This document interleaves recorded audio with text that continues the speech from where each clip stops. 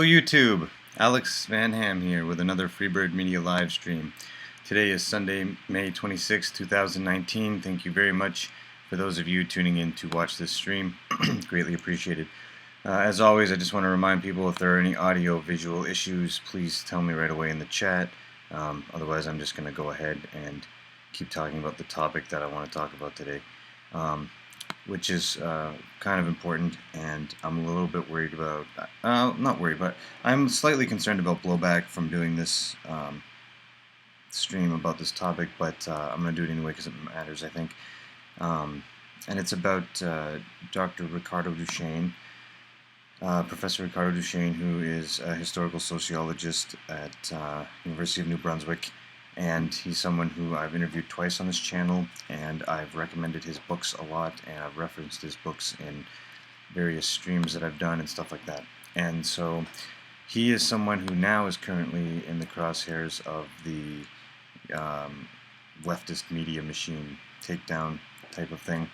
And I think that, of course, there's, I'm the one who tried to coin the term trash right, so I absolutely understand that there's a component of the right which is pretty trashy, and that the anti-hate network go after them, and it's easy.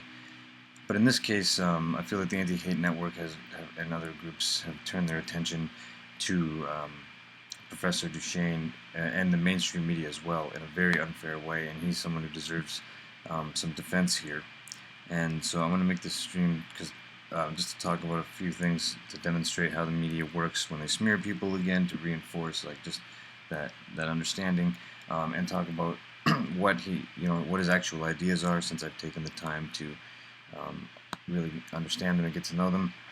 I also want to hype his books in this stream again. The most important book is Canada in Decay, and this is a bestseller. It's Mass Immigration, Diversity, and Ethnocide of Euro-Canadians. This is the best book this is the best political book written by a member of the non-left or non-progressive in Canada of recent times. It's the most relevant currently, for sure, and I can't recommend buying. Anyone who's follows the free speech stuff and Canadian heritage and whatever. You don't even have to you don't have to be an identitarian or anything like that. This is just a really well put together book, and it's well cited and well written. I recommend it. I also recommend a shorter book that he wrote called Faustian Man in a Multicultural Age. It's short, it's an easy read. I read it on the plane when I went to Greece last year, and I really enjoyed it. I've read it a couple times. Again, it's well written, well cited. Gives examples of how both of these books give examples of how historical revisionism and cultural revisionism is taking place to try to change the record for what history is. It talks about the evolutionary history of Europe, and then the history of Canada with statistics in terms of immigration and stuff like that. And those are the two books I have, because but his main book, which actually came out before those two, is The Uniqueness of Western Civilization, which got a lot of very positive reviews, and I read parts of it online. Most of it I've been able to get online, but I can't afford an actual copy of it because it's a physical copy at the moment. But if you can, you should read all three of those books, and then that will definitely help you understand why he's such a threat to the mainstream media narratives that are currently acceptable. And I'll show you quotes that I've highlighted from interviews I've done with him that I think are really important, and how they affected my personal views on some things, and why I got why I did so many streams on my own history and stuff like that. It was a lot of it was inspired by some of this stuff. And but first I'll get into the specifics of what the media is going on. So first, okay, to Global's credit, they are calling him a white nationalist, but CBC is calling him, in their headlines, they say, "Case of white supremacist professor raises debate about free speech versus hate speech on campus." And then Global has a headline that says, "UMB reviewing complaints about white nationalist comments from professor," and you can click on these links and just see what the mainstream is saying about him and stuff. In the articles, they talk about his blog, Council of European Canadians, and they also just one of the things that they just say, as if this is something of relevance, just says Duchesne has also appeared on a podcast hosted by far-right politician Faith Goldie. And then they say Goldie, a former Toronto mayoral candidate, was recently kicked off Facebook and Instagram along with white nationalist Kevin Goudreau, far-right group Soldiers of Odin, and one of its offshoots, Canadian Infidels, in an attempt to remove extremist groups and users that promote hate. So the media is definitely like that, and that got way off like that because like the media doesn't take on Dr. Duchesne's statements directly, or like in the points that he makes in his book. Nobody, like, it's not like anyone has written a takedown of his book and like how he's wrong on anything. It's just they don't like what he's saying, so they have to go out and indirectly. So in the article they'll say, well, here's how we smear him. We'll just say, well, he was on this podcast, which it was, he talked to Faith Goldie. So then now let's talk about Faith Goldie and how she's hateful, and let's bring up Kevin Goudreau and these other people, and then the perception in the public's mind is like this is all one kind of like the same kind of group of people, which again, Dr. Ricardo Duchesne is a professor at the University of New Brunswick who's extremely intelligent and taking a lot of time to write some very well written books, and taking if let's say he gets fired or silenced, that is a huge blow for the right in Canada and for just people who value like the truth or academic freedom. And by the way, this I should, because I'm sure that different people will watch this stream and people who don't like me as well.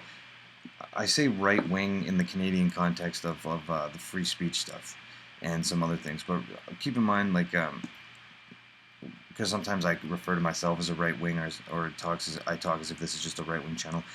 Not really. If I had to be, but this stuff's all related. If I had to describe my biggest influences, like I said, my three biggest influences, intellectually or politically, are definitely Robert Anton Wilson, Saul Alinsky, and then Jonathan Haidt for his work on moral psychology. And I definitely am not really like a traditional right-wing guy, nor is this channel, but in the more specific Canadian context of the free speech culture war, I just use the word right-wing all the time, because that just basically means non-progressive when it comes to how I view freedom of speech and freedom of expression. And I resent the fact that the media use the word hate. Like, I don't believe in hate speech conceptually, and I'm not a hateful person, and I don't think that it's a buzzword that's used to manipulate perception of people. But I've talked with Dr. Duchesne at length in interviews, and he's not a hateful person. And even if someone was hateful, they should still be allowed to debate certain things in academia specifically. Like, academia is the place to take on ideas, and when I watch these video clips and it shows these other academics attacking Dr. Duchesne and talking about how there's no place for hate speech and this and that in academia, I'm so, on a personal level, instinctually, like, just like, ugh, like, I find that mindset so gross. And that's another, in that book I was talking about before, Professor in the Cage, another reason I like it so much, I think, is because I have a deep resentment now for most academics, even though I was in academia myself for a long time, and it's in reality I spent a lot more time in academia than I did in the gym or something like that. So it's not like I'm some jock guy that doesn't trying to posture or anything. But the reality is, modern academia has now just become full of there's not even now, it's just, this has been a thing since forever, but a lot academics tend to be I don't like using certain terms anymore, like beta and stuff like that, but like guys, not the guys who are not alpha, that need their own place to kind of have their own hierarchy where they can thrive in, they end up in academia. So there's a whole reason why it ends up being this big soy boy pit.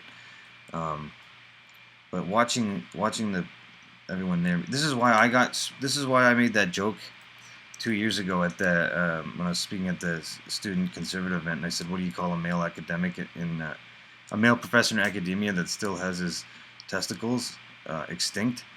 And then they use that, and then like the spec and I think a couple mainstream things use that like months later to smear Donna Skelly. Um, that joke that's a joke, but it's also basically true. Like Ricardo Duchesne is like one of the few people I know who basically stands up for something, not because he's hateful or anything, but because it's what appears to be the truth to him. And I agree with him on many things, not necessarily everything, but many things. And I'm gonna read some quotes from interviews I've done with him. Personally, I also want to make another video where I appeal to Jordan Peterson to give me an interview, which I don't think he ever would do, but just to have it sort of on the record, I'd like to just like give him an open invitation, because I think that I could have a very productive conversation with Peterson, who has a large exposure because of his stardom, on some really important topics. Because when I see, I've followed the free speech and the immigration debates and stuff for a long time now, and I see what's lost in translation between the Peterson type centrists and a lot of the identitarians on the right. It's not the right things are being articulated. And I think that, like, unless certain people have like a vested interest in actually not propagating certain things, but if they're and rather are like genuinely interested in finding the truth, I think I could be the guy that has good questions that were useful with Peterson. I could have an actual like very positive benefit on a certain segment of the population. Anyway, well, let me just double check the chat too to make sure it actually is working.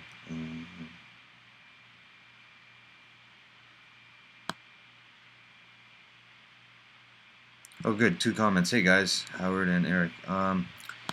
So Eric says, why don't you think Jordan Peterson would give you an interview? I think he would. I think that there's this weird shot in the. Well, first of all, I just don't have the numbers like to be worth his time. He's a very successful guy with millions of followers, and so he only has X amount of interviews he can give out, and so he himself has to think like who can I talk to, who's worth talking to in terms of like what would the world get out of this and that. Aswald, good to see you. Anyway, so I think that, and also I'm kind of, there's stigma on Freebird Media and myself as well for dealing with a lot of, the optics could be very bad, because I've talked to people like Richard Spencer, Cultured Thug, Faith Goldie. All of the smear tactics that are used to smear someone like Ricardo Duchesne can easily be used against me by the exact same recipe, simple formula. I've already I've worked with Faith Goldie. I've got the hit list of everyone that the left in Canada don't like. I've talked to most of them, again, never endorsed anybody. I'm not a member of any political parties. I didn't vote in the last provincial election. I don't donate money to any political advocates. I'm not a member of any activist groups. I'm just me. But I've talked to like a lot of these people in an attempt to actually understand them. And there's a lot of people, and I'm not going to go into specifics for legal reasons and stuff in the stream, but there are definitely people that I have interviewed on this channel who are made out to be like free speech martyrs and stuff, who are not. And so not everyone is legit. That's absolutely true. And so I wouldn't go out and back defend a lot of people these days. But Ricardo Duchesne is someone that, as far as I know, is like, he might. Nothing would surprise me at this point. A lot of people that I thought were like pretty sure were like good people, like have been just horrible people. So maybe I don't know, but I have no personal reason to think that he's anything but authentic. And he's intelligent. So yeah, Ricardo Duchesne is a very, very valuable resource for a lot of people, and if he gets silenced, it's going to be a huge loss. Acewell says, I think you should cut your losses, take your winnings, and utilize the fact that you had a connection with Peterson to your advantage. I'm going to try that, because here's the thing. Peterson did retweet. When I have a video on this channel with about 30K views, and it's like an open letter to Jordan Peterson, and he did retweet that.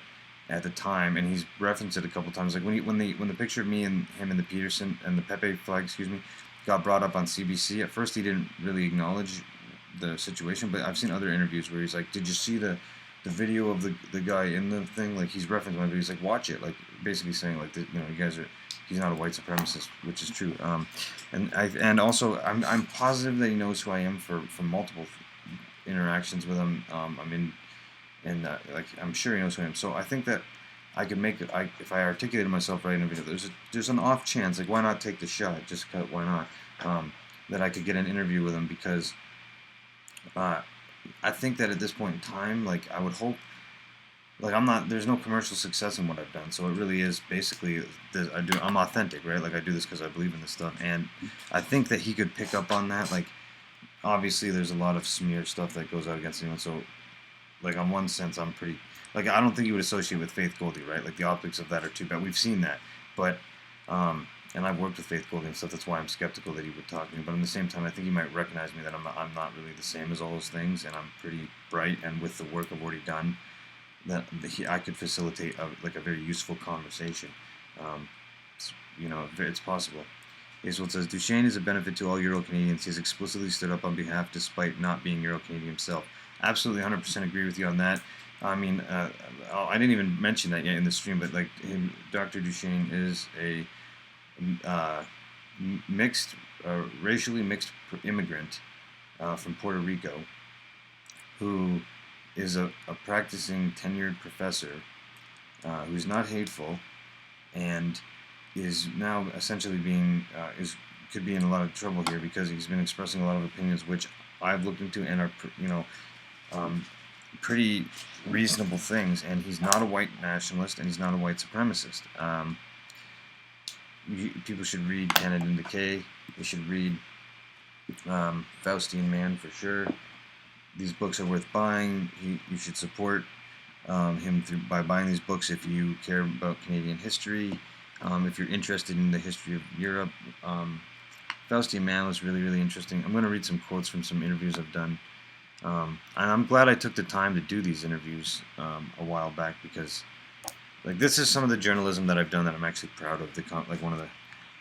Some of the work that I can be proud of. I look back at some of the people I've interviewed and I just feel kind of grossed out by the interaction, but I always was really glad that I was able to have these conversations with Duchesne. So I've got a bunch of quotes here highlighted from some of the interviews I did with him. And this one is interesting. This was what made me start reading up a lot more about history about a year ago. And this was one of the things that got people kind of worked up and angry too. So I'll read this quote that one of the things he said in the first interview I did with him. Professor Duchesne said, "If you want to be really educated, you have to understand the history of the West. You must read books on the intellectual history, the history of mathematics, of science, because then you get that sense that really there is no mathematics without the West. There is barely any science. I mean, you have the Bronze Age civilizations in Mesopotamia and Egypt producing the rudiments of mathematics and science, but after that, it's pretty much an all-out Western endeavor. This is an amazing fact of history. How could it be that the West produced, and I have an article on this, at a minimum 95% of all the greatest discoverers, but most likely 98%, 95% or more of the greatest philosophers? I just did a list, and being modest, I did a list of the 75 greatest philosophers, and I spent a lot of time on this. I've read many books on the history of philosophy. I relied on authorities, what made them decide this or that philosopher, and I said, if you are modest and you want to be inclusive, you can include a few Chinese, a few Muslims in that 75 list, but you don't have to. So we're talking about a very different history, a history of high achievement. So if it matters to you, then you have to appreciate it. It's not about bragging. It's not about saying, oh, because those philosophers were great, I'm great. No, actually, it puts a burden on you. So if there is this incredible philosophical tradition preceding you, you're not going to go out and brag as if you're a philosopher because you learned a few things. You're going to say to yourself, I better pay homage to this. You are really humble because there are so many great people behind you. So I think this is very important, a sense of history and an appreciation of Western civilization to be properly educated. And, end quote. So I that's not a hateful quote. You know what he's that a lot of like trash right people, and then people on the left who want to promote cliches or stereotypes. They make it seem sometimes as if the only people that like take pride in their history are like people that want to live vicariously through it. That's really not what it's about for, you know, truly aware people. It's a respect thing because it's the Marxist, the culturally Marxist mentality wants to insist psychologically on interpreting the world as if all cultures are equal, and by extension of that, essentially responsible for the same or possible or capable of, you know, as if progress is a linear thing and the same for all, and that everyone will get like create the same things just given enough time or something. And that's not really what that's not reality. And so I started realizing, yeah, I want to have a more of an appreciation for Western civilization.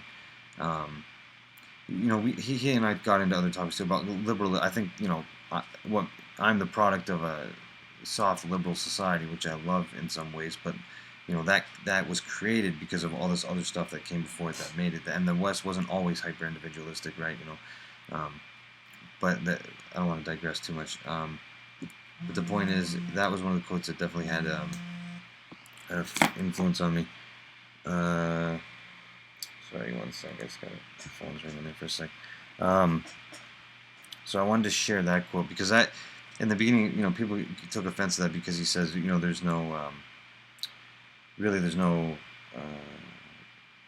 is no mathematics without the West. But again, that's basically true. I mean, there are rudiments of things that come before the West, and you can talk about algebra and all these other the rudiments of things, going back to Egypt and wherever else. But when you quantify it objectively, and you look at like all the advanced mathematics and stuff, it's all product of Western development. It's something to keep in mind. Another quote I wanted to read by him is, this one's really good too. This was kind of about why I did some of the live streams I did on the Saxon history and stuff. Because he also said, actually, he says this in Canada in Decay. He wrote, basically, what has happened and is happening is that historians have been expected to view the older Anglo-Saxon narrative of Canada, or the two founding races narrative, as monolithic mythologies, as models that were violently imposed on history against the actual complexity of Canada as a nation created by multiple ethnic groups.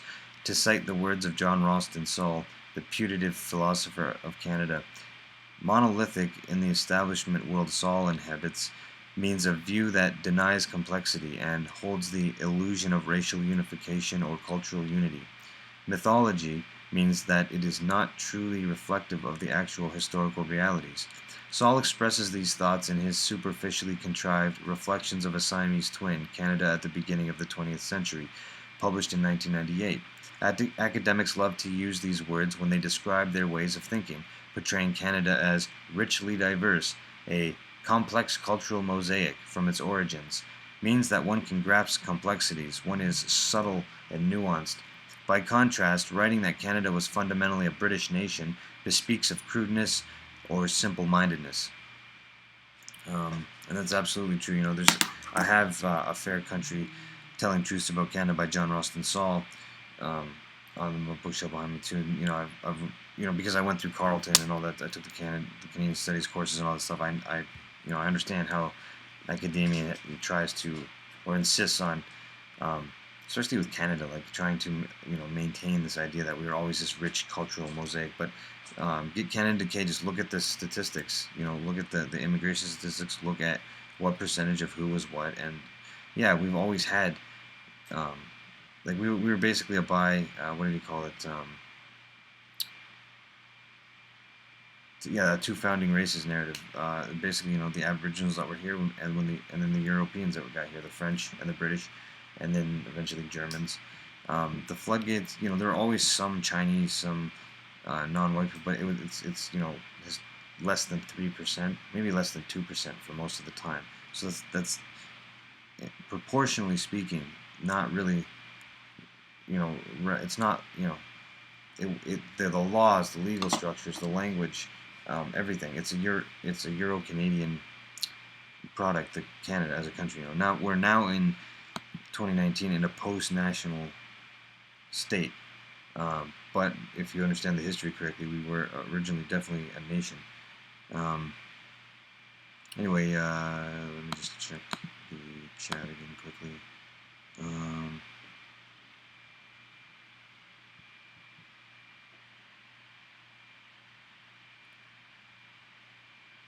Sorry guys, just reading all the comments now. Thanks for the support, guys. Appreciate it.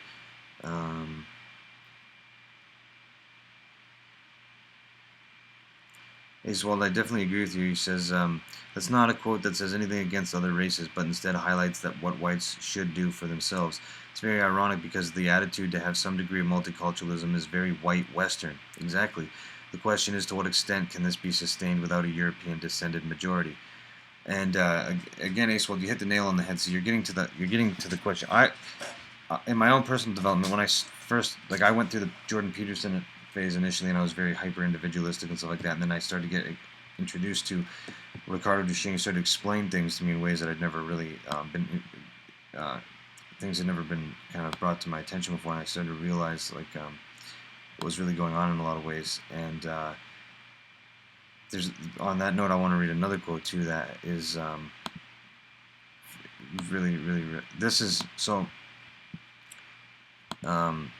This is a part of builds on what you just said, Acewald, and it also brings up Peterson. So I was talking with Duchesne the first time I spoke to him about Peterson, and Dr. Duchesne said, "I like Peterson, and I think he is great on general issues and the psychology of religion and certain conservative beliefs. I think he is sincere and very passionate, and he's a great speaker. There's no question about that. Nobody would rise to an incredible state of stardom. I have never seen an academic reach that kind of popularity, so he has to be given credit.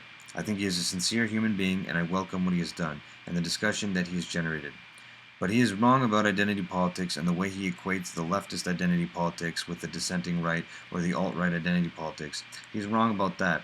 Also, the point you made that there's no reason for anyone to be proud about their heritage or their past because they themselves haven't accomplished that makes no sense to me.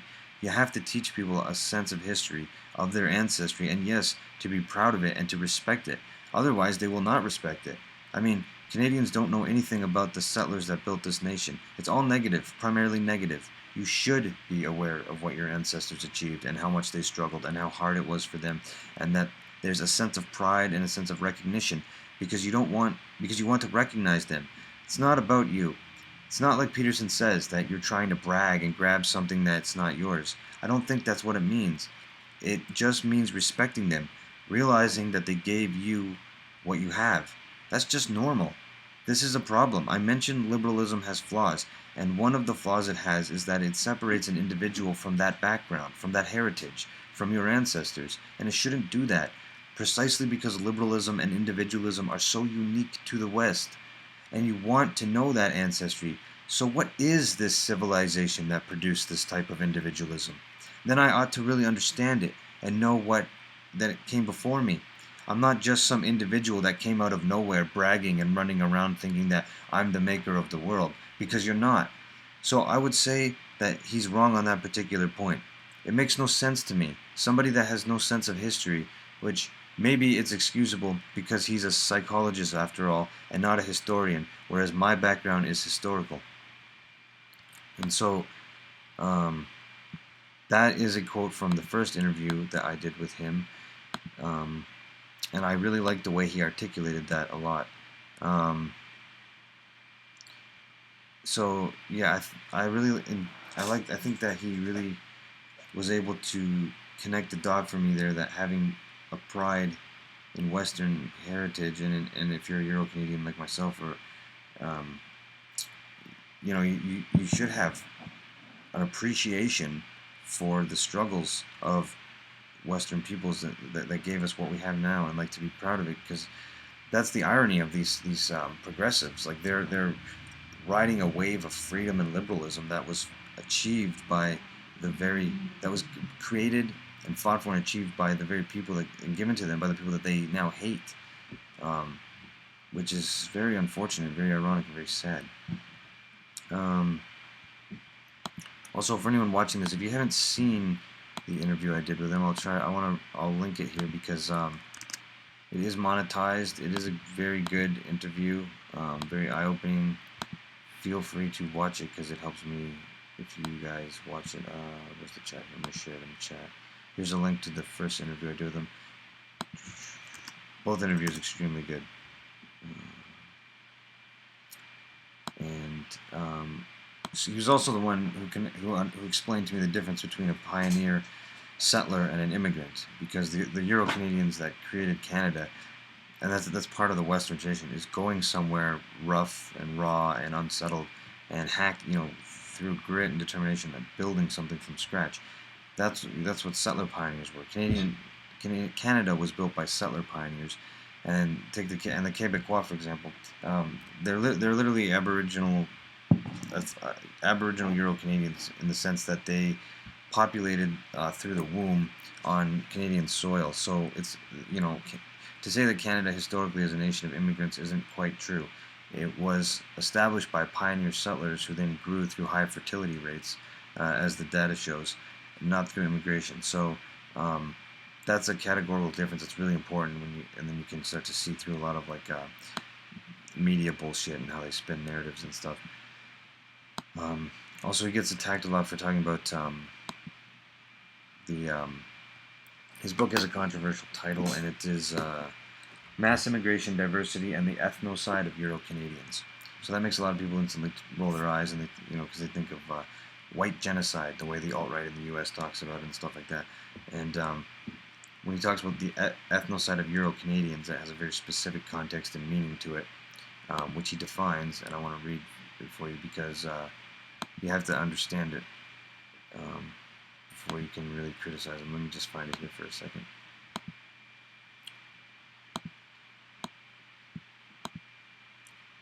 So he says,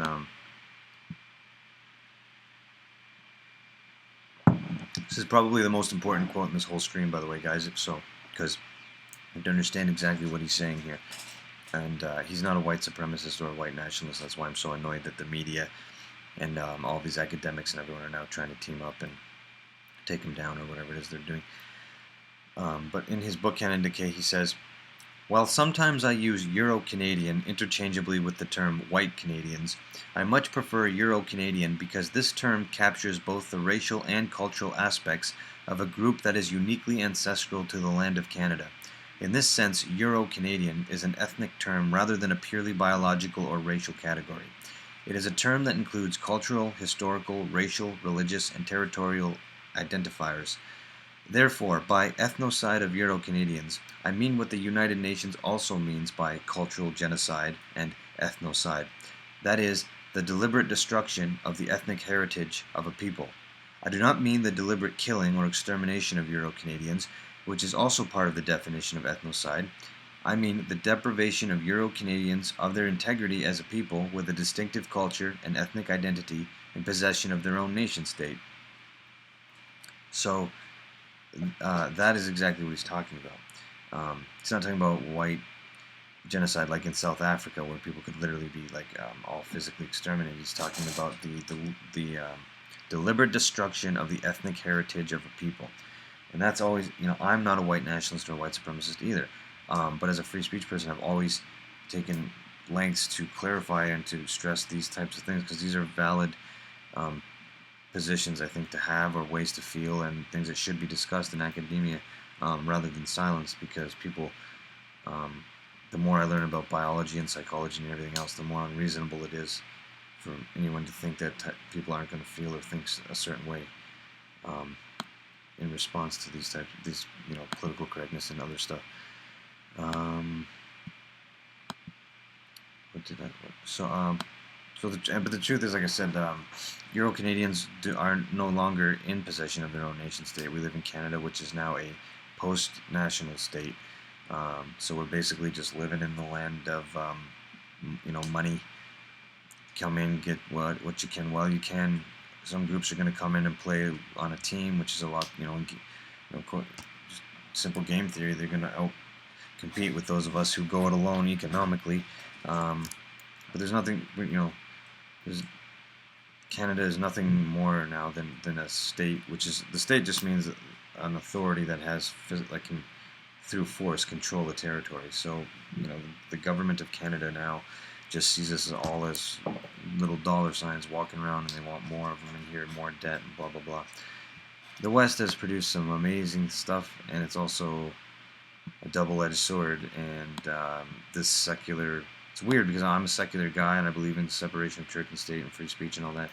Um, but mindless consumerism and baseless materialism as like the foundation of your whole reality is also equally shitty. So it's kind of like a circle of never-ending confusion when you're trying to navigate that. And of course says, I'm missing Julie Mora on Canadian Libertarian Channel for this. Truth or politics? It's a simple question, Anokor. Are you interested in truth or politics? What a fucking boomer turd that guy is. He just reminds me of some idiot South Park character that came to life. Oh, God. And of course says, they are so woke on Islam, you guys. Islam is the only problem, you know. There aren't other things that are more important than those normies won't talk about for some reason. Man, I think you're just trying to be a dick and get my stream demonetized. But I'm not getting off topic. And Ricardo Duchesne, I'm gonna give him another shout out. Please, if you value Canadian heritage or the topics that we talk about, consider getting these 2 books or his other book, leaving a good review for him on Amazon.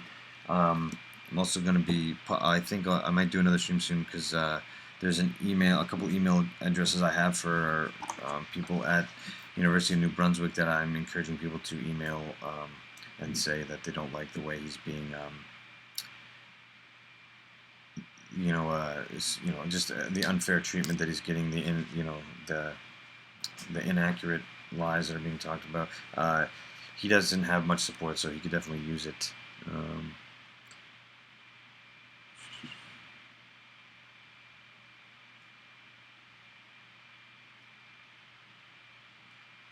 Sorry, I was just looking at Acewald's comments too. Acewald says, it's interesting that Leibniz and Newton both conceived of calculus separately yet simultaneously. That could open the door to another digression too about how fascinating when Robert Anton Wilson talked about this too, the synchronicity and stuff like that. Though it's weird how a lot of scientific breakthroughs and mathematic breakthroughs and stuff tend to happen simultaneously at multiple places in time. It's really weird. But I won't go off topic too much with that. At the end of the day, I just wanted to share those quotes with you guys and help you understand a bit more about the professor and what his work has been about, and encourage you. If he gets silenced, then it's just sort of a bit of a end game type thing. There's not really anyone else that's going to be willing to talk about the stuff he talks about, let alone able to talk about it with the knowledge background and the authority and stuff. And also in principle, like, it's academia, and that's where you should be able to have these really important discussions. And so the idea that, like, no, you're only going to be taught orthodoxy in progressive orthodoxy in academia is bad. It's probably the end game finale anyway, but still, for those of you who value principle and truth and free speech and so on, you should support the professor's right to have these discussions and say his opinions that he does in academia. So thanks for listening to the stream, guys. Greatly appreciated. Thanks for the comments. And feel free to check out the articles on this channel. Yeah, and of course, I didn't know you were monetizing. I am, and here's the irony. All of my spiciest interviews after manual review have been monetized by YouTube. So like Richard Spencer, Cultured Thug, even James Sears, I believe they've all been remonetized after I requested a manual review. And I believe, and so that's why I don't really feel that oppressed by YouTube right now, unless the algorithm is shadow banning me or something I don't know about. But without any factual evidence to think that, I think that because I am a legitimate journalist and not a sensationalist, and I'm not trashy, I think that essentially looked at my content and deemed it worthy. So feel free to watch any of those videos too, because that also helps me. Every little view helps. So on that note, thanks for watching the stream. Please support Dr. Duchesne, and on that note, I'll see you guys all again soon with another live stream. Thanks, guys. Take care.